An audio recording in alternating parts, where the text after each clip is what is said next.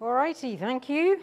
I should start by acknowledging that we're gathered today on the traditional, ancestral and unceded territory of the Musqueam peoples. And I always go on after that by saying we will not be judged, evaluated, monitored on the length or elaborateness of our land acknowledgement, but on the actions we take to affect change.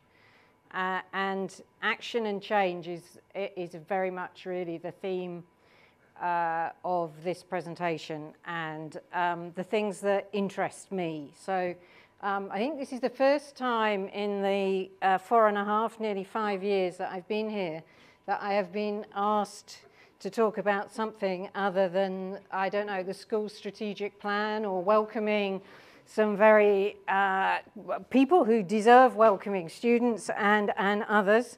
And so I guess I'm speaking for once as myself and not the director, which is quite a rejuvenating, I suppose, in some ways, experience.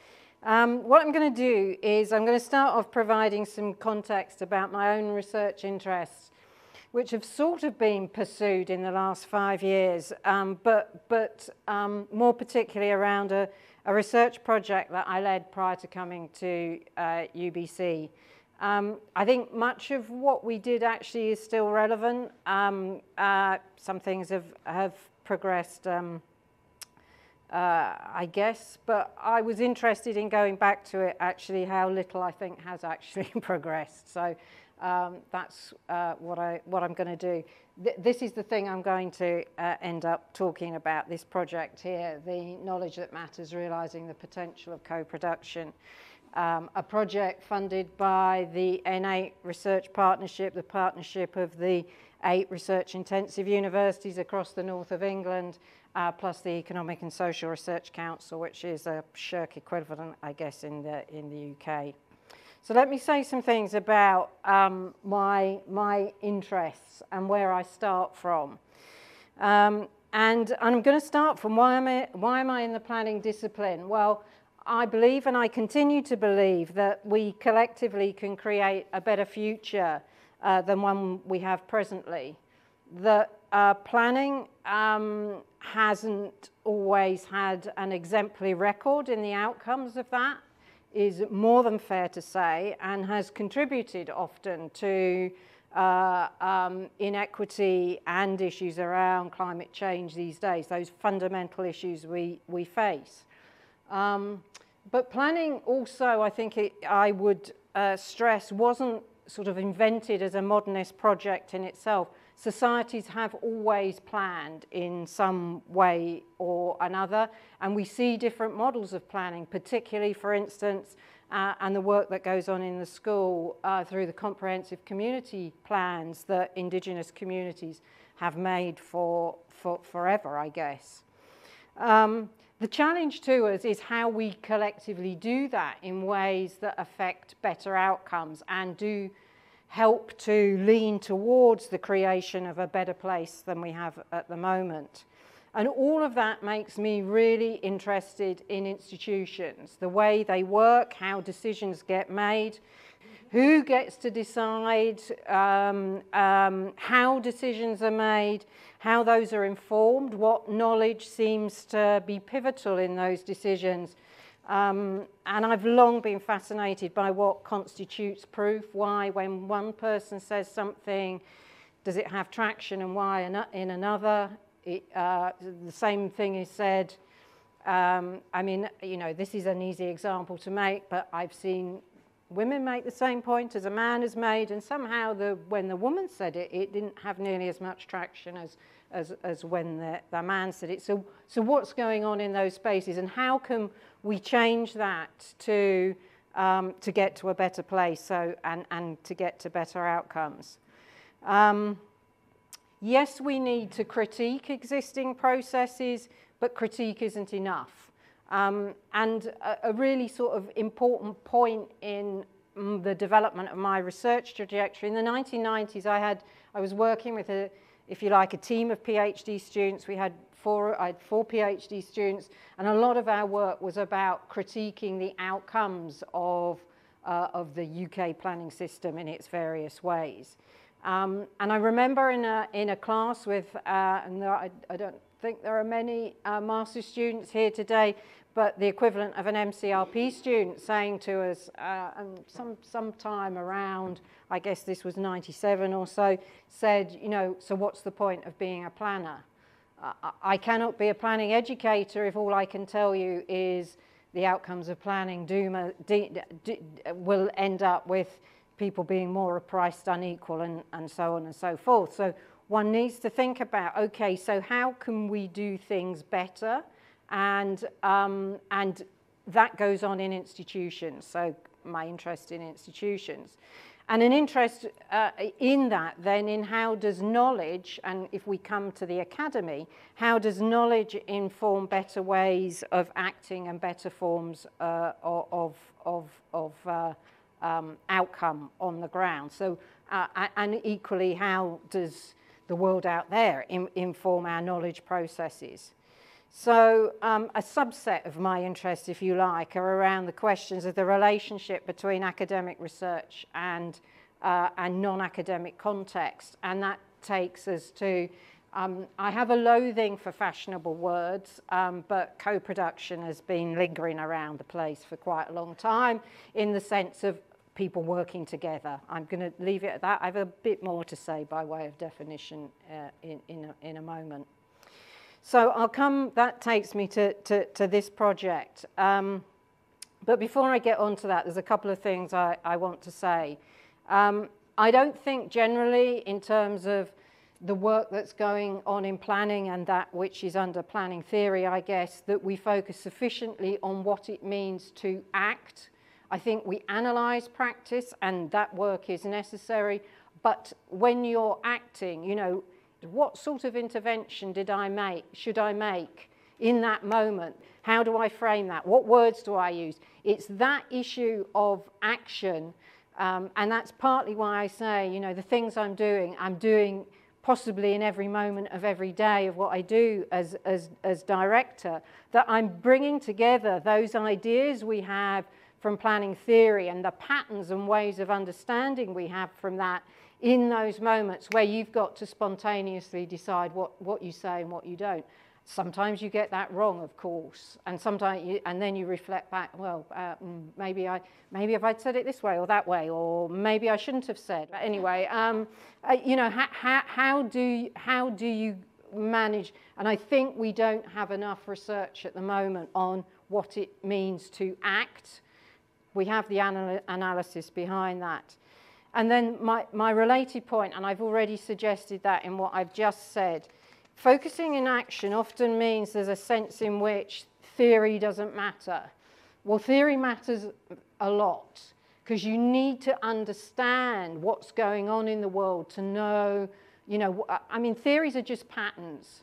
They help us understand things. And in any moment, you probably need a bit of rationalism, you need a bit of participatory action, you need some political economy in there, and you need all of those things to help you work your way through those moments, and then to reflect back on that. So anyone who would say, you know, we can push the theory to one side, not in my world anyway. You need to have that starting point. So let me go on to this specific project. So the context for this project is a short example that I use. You know, never before in the history of academic writing have so many papers been published, and yet we are at a moment where we see, particularly in the North and the West, that filters into the rest of the world, you know, life expectancy is going down. Educational attainment is going down. We're symptomatic of climate variability is an enormous issue. Trust in institutions is falling. Home ownership's falling. Trust in each other is reducing.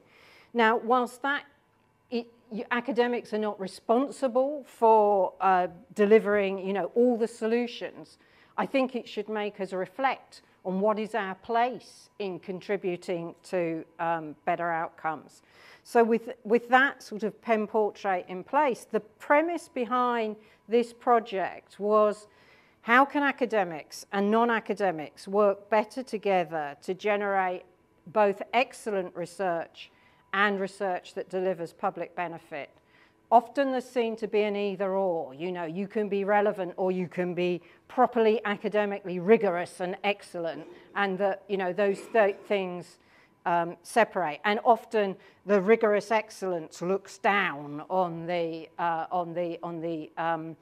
relevant and applied work. So we were looking at how you can do those things simultaneously. And then underneath that, so I led this project, and I'll show you the other bits to it, but the bit that was my responsibility with my research associate, Dave van der Hoven, was to look at how universities need to change to work more collaboratively, particularly with the non-academic world. Co-production. Lots of words around, you know, what co-production, co-produced research might look like, and I don't want to get you whether it's knowledge transfer, knowledge exchange, impact, co-creation, co-generation, action research, participatory action research, cooperative inquiry, collaboration, engaged scholarship. What mattered for us was that the project was interactive between academic and non-academic parties, not extractive or transactive. That's not to say that sort of research isn't valid within the academic environment, but in terms of what we were thinking about in terms of co-production, interactivity was important. And we were also interested in not just an inclusive process, but one where action and change was the result of that process. So how did you bring that into our thinking? Because some of these have tended to be much more inclusive, and it's brought new knowledge to the academy, which is important and valid. But we had an additional thing we were interested in, is how do you connect that knowledge to change and action? So that's what I've already said. Our underlying question for Dave and myself was, in what ways do current practices need to change within universities to facilitate the generation of excellent research with public benefit? We also did some work for what funders need to do differently, and training within the university and such like. So what did we do? We did some exploratory interviews in the non-academic world to see what they thought about the knowledge universities produced. We also had an advisory body that was chaired by a non-academic with, you know, for instance, patients that had been involved in research, because we were working across social science disciplines. So we had community members, we had politicians, we had policy makers, a full gamut across a whole range of areas. I'd love to go into the exploratory interviews. There were some quite tasty comments about the fact that, you know, don't just keep telling us the same thing over and over again. We know that. What we are interested in is what we do about it. So there was some great material from that. We had a big workshop where we worked this through across academics and non-academics. What I'm going to draw on principally today is the findings from 5 experimental pilot projects. So I had to design a research call, which is an interesting process that's moving from, you know, poacher turned gatekeeper, if you like, as to how we got at some of this information around, you know, how universities need to change. I can reflect on that as well. And then we produced a final report. This beast, of which I still have quite a lot of copies, which as they travelled at the university's expense, I guess some people might like. If you'd like a hard copy, I can find it for you. But it's also on the website. So the pilots had to have a series of layers to them. They had a substantive focus, either around service delivery, policy making, inter-community collaboration and understanding.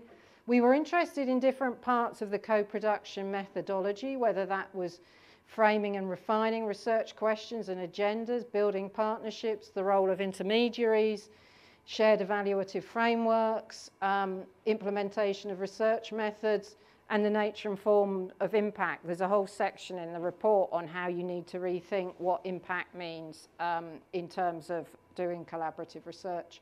And then a really important element at the bottom was the reflective practice that we built into this. And those involved in the project, the researchers, were asked to produce research diaries to reflect on the process they were going through in the collaboration, and Dave also did a series of interviews with them. So the learning they were taking is going along, and I'd say probably this part of the project is very unusual. You don't usually get the researchers reflecting on their learning through the process and the challenges they face. These were the 5 projects we had. They had to be across the 8 universities in different ways. So one that was focused in the policy sphere around economic development and skills development in Manchester. A project, this was a really interesting one with mental health and police in North Yorkshire around their co-design, co-evaluation, co-learning of an initiative around street triage processes.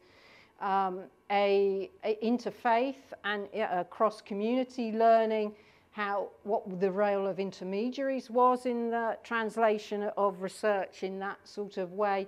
We also had an element which was looking at different career stages. So Sam was actually a PhD student. So what did we learn from that early career, very early career, through to people who were much more established? The Leeds project was focused around their issues largely to do with sustainability and how you developed a learning hub for Leeds, the Leeds Co-Production Lab, around issues and concerns that were going on in that city. And then Rachel Payne's project, which drew out of work she'd done as a theatre project with a low-income women's community in Gateshead area of Newcastle, how to think about alternative models of impact.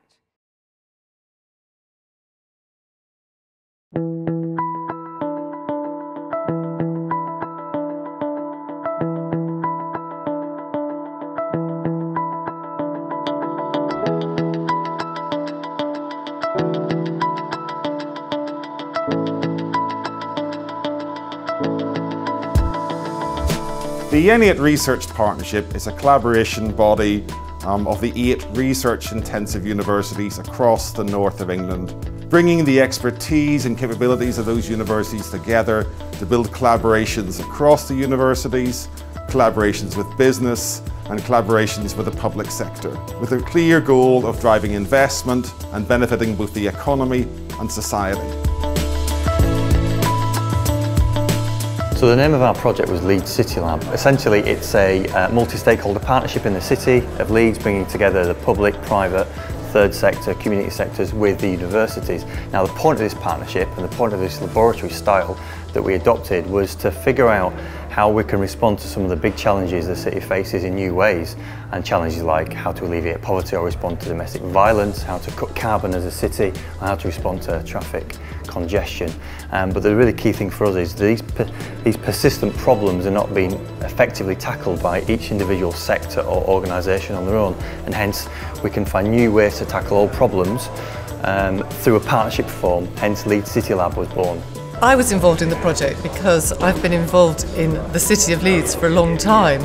I was always a part-time academic for nearly 20 years in the University of Leeds, and I've been trying to make progress on policy and practice in the city and get people together across different disciplines and different topics.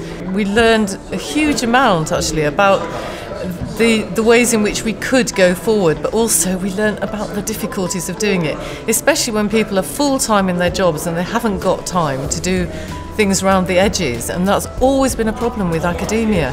And until we get to the point where people have the joining up agenda as part of their job description that is encouraged and supported, unless we have that, we'll go on wishing to work more collaboratively and finding it really hard to do.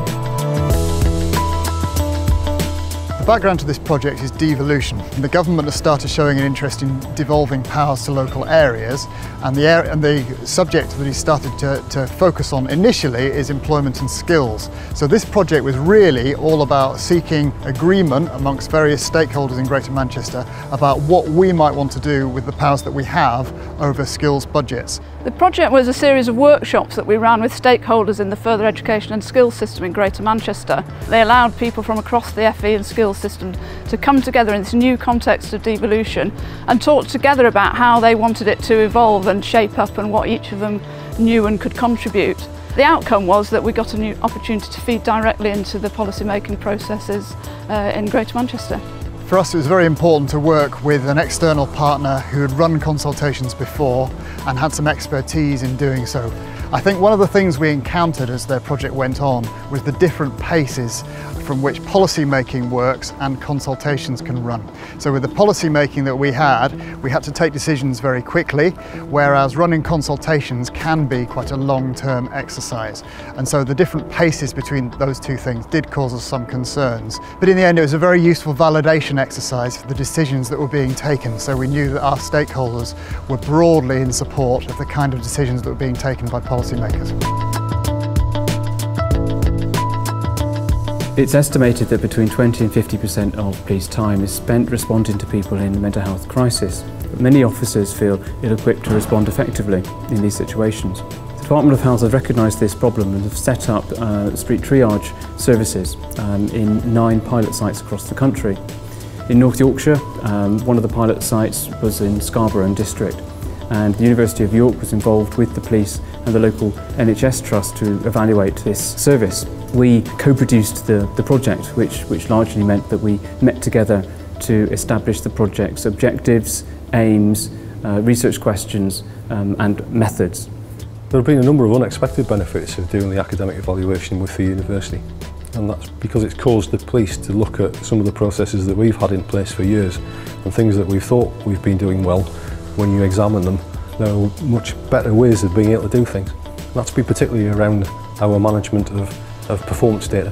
Having the strategic buy-in of our Police and Crime Commissioner and Deputy Chief Constable has made it really easy to try and get things to happen on the ground. It's made it far easier to try and exchange information and data between agencies, which historically there's been problems in trying to do. It's the people who we come into contact with who are in distress that are the beneficiaries to this, because they are able to speak almost immediately to somebody who is a professional and able to help them to get the right kind of intervention according to what their level of distress is at that time. As the lead for the N8 research programme on co-production, what's been striking throughout all our activities has been the sense of buzz and excitement that both the academics involved in the programme have had and also our partners. Because there's been something at stake in all the activities we've undertaken during this programme, it's brought with it new demands and responsibilities on all of us. It's not just a question of establishing a research project and going off and doing it. There's a constant process of iteration and learning with your partners, and that raises new demands on us, and perhaps even new ways that we might have to think about how we do research, what our appropriate academic practices are, even what we define as being research. Not just questions about what's going on, but how should things be changed? How do we translate what we know into meaningful outcomes on the ground? What this programme has demonstrated is that by academics and non-academics working intensively together, that we can produce research which is, yes, academically excellent, but also delivers public benefit. What an attractive message to early career and new academics, that we can both deliver academically excellent research, but also research that affects change on the ground, change that will improve the lives of citizens, change and develop our policy making capacity and enable businesses to be more innovative and creative. Co-production has the capacity to have a really major impact.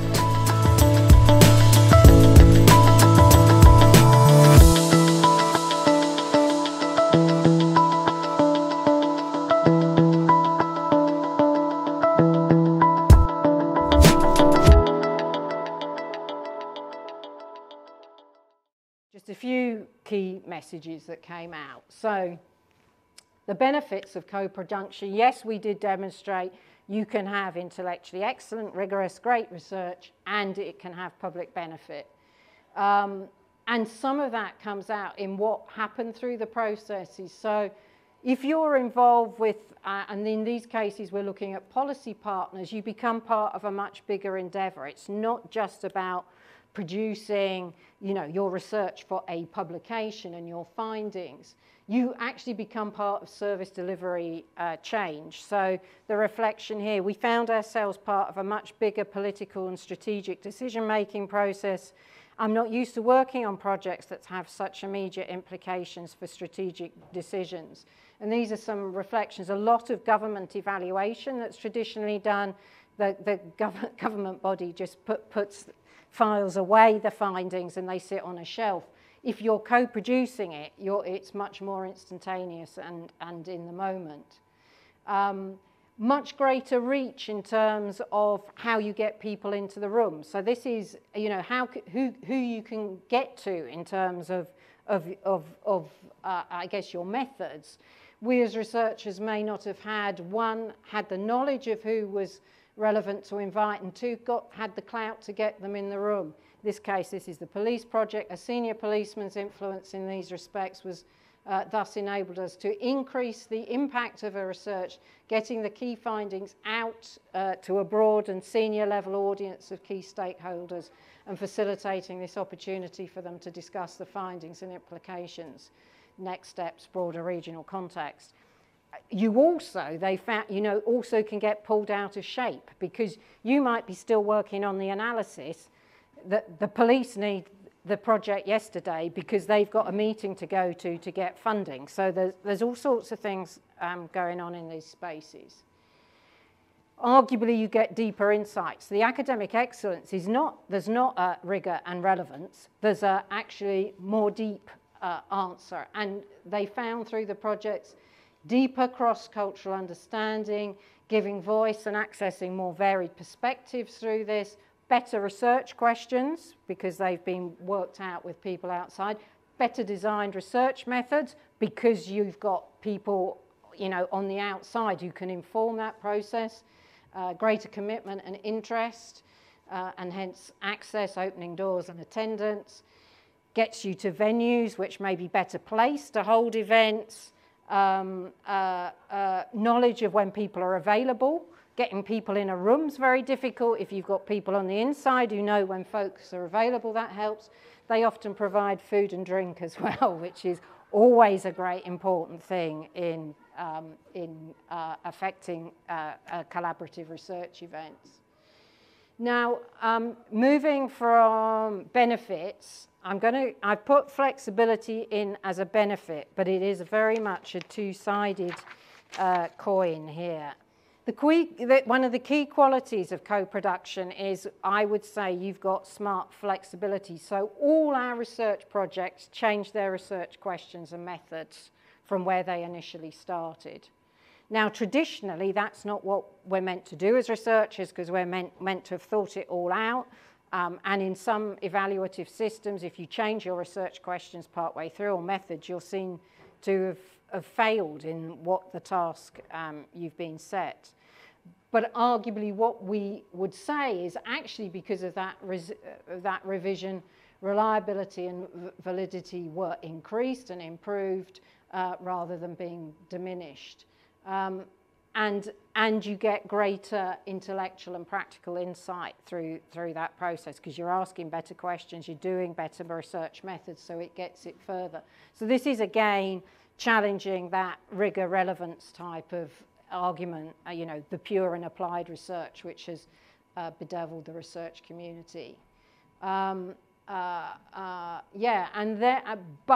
you're in a constant situation of flux. So a big thing when working with non-academics and to some extent non-policy partners is that the real world moves and changes. It's not static in the way that desk-based research is, or in the way that a discrete interview study on a specific theme can be made to be. Working in the real world organisations means accommodating real world, real-time changes. You can't capture and pin down your research topic and make it stay there while you examine it. It's going on. And, you know, the question you had yesterday may not be relevant today, and they've moved on. So you've got to operate in that space. So it's being smartly flexible within that, and also judging when you're being pulled out of shape, and that, you know, this is not a direction that works for the research. So impact is not linear. It's at any time, you know, you can be with a policymaker or a citizen, you know, in the elevator, as it would be here, and that's when impact happens, not in the, now we're having a meeting where we're sharing and disseminating our research. This is where impact, it's not like that. It doesn't work like that either. So some of the challenges. Okay, co-produced knowledge. What we were looking here was about not just being inclusive, but usable and actionable. And I think that makes us need to start to rethink what we regard as research and what the limits of research are. We were interested for change to be able to take place, there actually needs to be something at stake. We did see that there are issues about bringing communities and policymakers together where you're making it more inclusive, which is a good thing. But if there's nothing at stake for them, why should they bother to turn up? So this issue of something being at stake is really important, and then the connection over to the capacity to affect change and action. So that we need to move from sort of a research that ends up saying, so what, to here's something that matters. And it also then implies, I think, yes, discussion of the research questions, but there's a bit also, we stop at the point where we deliver findings. But findings are only the start of another conversation about how they become meaningful in the environment they're in. So this issue of translation and synthesis within the context in which people are working, a lot of time was spent on that in our projects. And so the bit that we usually fund, which is research question to finding, is a really small slither in what is a much longer process, which we tend to not fund, although through this project we were precisely doing that. This is a big issue. You need a different sort of academic leadership to that which we traditionally train for or encounter. Brokerage and negotiation, the use of practical judgment. You are constantly negotiating with your partners through these processes. It's not about you know, they don't, I mean, they're somewhat interested in your technical research skills and your substantive knowledge, but as our interviewee said, it's about socio-political skills. It needed a readjustment of attitudes and expectations. It made demands on socio-political skills of negotiation rather than simple technical research skills. We've learnt through this process that co-production requires strong leadership and commitment to maintain close partnership working. The point here is that co-production is no excuse for the absence of leadership. You actually need leadership there. Someone needs to hold the vision and bring everything together. So different skills, different capabilities, much more about reflective learning. It's time consuming. From the perspective of the university of wherever it was, researchers, the experience of the project was different than traditional evaluation, where researchers are largely left alone to gather and analyse the data for themselves. Collaborative approach has been slightly, some would say, suggest considerably more labour intensive, more time consuming, but the gains outweigh the extra work involved. Lots of organisational administration. Ethical procedures really difficult, because if you keep changing research questions and research methods, do you constantly have to go back and get, you know, more approval for that? Usually doesn't work. What they were thinking about in the UK was moving from a procedural conformity model to an ethical state of mind, so that you could trust the researchers to be doing the appropriate things. The BRED people have asked me to talk to them about this, so that is interesting.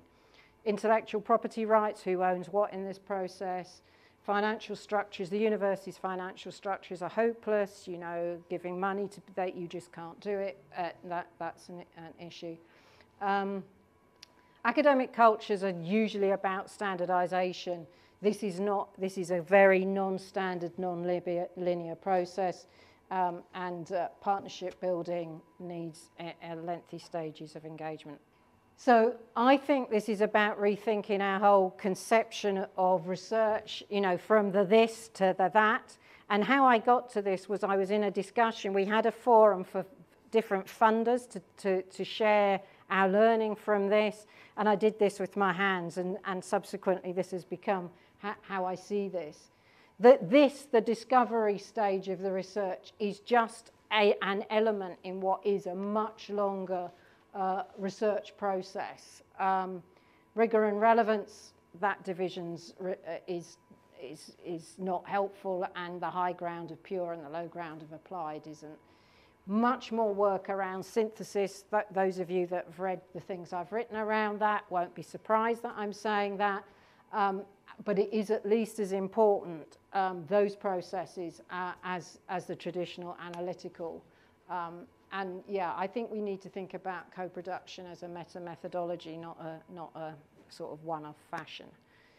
We made a lot of recommendations for universities around training and the skill set at different levels of this process, as well as the need for intermediaries, so to support that administration. But I think, I mean, there are academics who shouldn't do this. One needs to acknowledge what talents and appropriate skills you have. You know, you've become an academic because you have a great in-depth knowledge of a particular area. You're not someone who has those essentially management and leadership skills that are necessary. And universities need to think about that, and funders too, about how that works and how they can work with the non-academic world as well. Because the non-academic world doesn't care, you know, how many papers you've read. They're interested in whether it's useful. So, you know, our usual methods of, you know, asserting, you know, who we are, which is, my readings of Marx suggest that on page 26 he'd slightly got in capital this wrong. People out there don't care. You know, they want to know how will this change. Now, I'm not saying reading Marx isn't helpful and informative, but how you take that forward in the world and how you engage with people, you need that knowledge, but you don't need to share it in the way we would traditionally do here.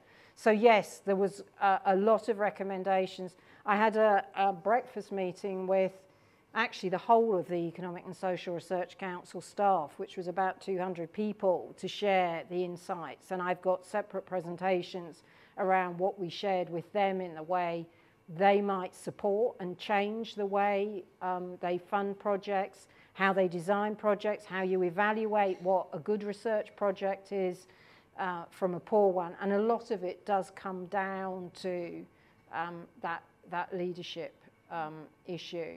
You know, I would say from my point of view, it's also that, I mean, having Dave working with me, I mean, I knew I could trust Dave. I knew he was very good in these spaces as well, really experienced person. And, you know, so, I mean, you need teams of people. A leader on their own is not going to help, but with the support of, you know, good intermediaries, if you like, that can work. So, and what we were saying through this report is essentially about, look, universities, you need to be asking yourselves as many questions about what you do as you ask of the rest of the world, because we are becoming as much part of the problem from what we think is an elevated ethical moral ground, if you like, as we are contributing to making a difference. There's not a university at the moment absorbed by impact. And part of that is because, going back to my first analogy, loads of research papers, lots of problems, and lots of them getting worse. A lot of countries have now got their, their federal government leads saying, why should we carry on funding this research? I think there are genuine questions to be asked about that. And again, our response shouldn't be, well, you're too thick to understand the great work we're doing. It needs to be, oh yes, now maybe we do need to reflect. That's not that we work to a government's agenda, because that's a separate set of issues. But what are we doing, and how do we do that better? The challenge, and this is what interests me about knowing more about action, is we never can know whether the policies that we're going to take forward are going to work. They'll work a bit. We don't have a policy that corrects poverty. We don't have a policy that assures everybody lives in affordable housing. It's an iterative process. So how we make that work better, and that we provide people with sufficient confidence that the risk doesn't seem as great as they perceive it is, most particularly to them individually, I think is a challenge. And I think, again, that's a challenge for us as academics in how we might support that.